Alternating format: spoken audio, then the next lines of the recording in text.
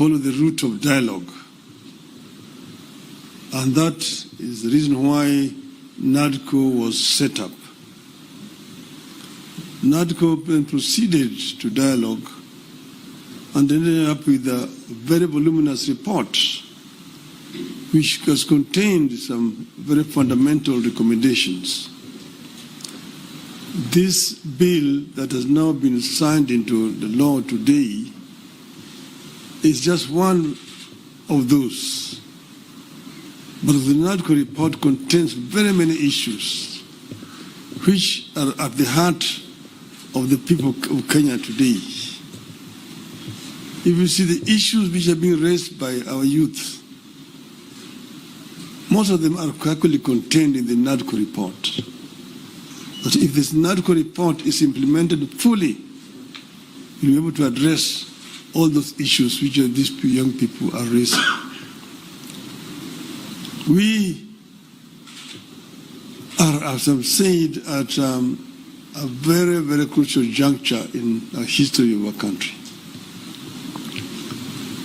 Our country has moved forward. There have been highs and lows in our history of 61 years. We need to move forward. And I want to say, at this moment in time, my brother, that we require now a smooth or wider engagement. So that people have an opportunity in our history to vomit years all that is there in their chest in order that we can be able to find a way forward. I therefore want to support the proposal of my brother Stephen Kalonzo Musyoka that we have this conversation. It may not take more than 2 weeks, but it brings all the stakeholders together. Today, our society is fairly stratified. Nearly 70% of our population is below the age of 35, the youth. If you say that between 35 and 18 constitute about 40%, we need that 40% to be present when this dialogue is taking place. And then the rest can fill the rest. And then we just talk about the Kenya we want. The Kenya we want convention. Out of that will come out recommendations that will help us to resolve this issue once and for all. And that will be my proposal, Your Excellency. I think that Kenya deserves better. The issues of employment, the issues of discrimination, the issues of corruption, the issues of gender, and so on, are issues that need to be addressed in a wider forum.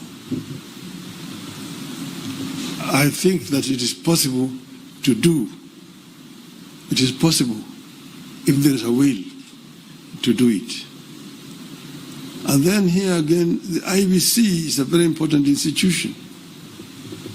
It's not the first time we have had issues with IEBC.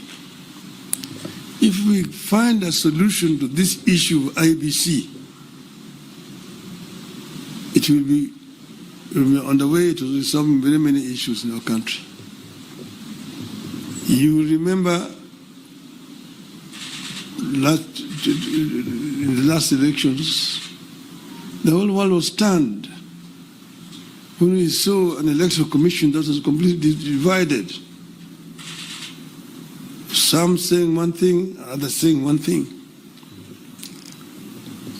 You may be happy that, the other group ruled in my favor. But what example are we showing the world as a country? That in the process of very important exercise The commission is divided. Nobody knows whom to believe up to today. It is a shame on us. And we are sure that we have got men and women here in this country who can actually do a better job. And that will help to unify this country. Last year we lost 75 precious lives. This year we lost another over 40 lives. To say nothing about those who have been wounded, who have been hurt. We must prevent this from happening in our country. We should not allow this to continue happening cyclically. Let us find a lasting solution to this problem. We are ready to engage so that we find a solution to this problem. As Azimio Kenya. With those many remarks, Your Excellency, now may I have the pleasure to invite my brother, President William Ruto, to address you. Thank you. Thank you. I think before I make just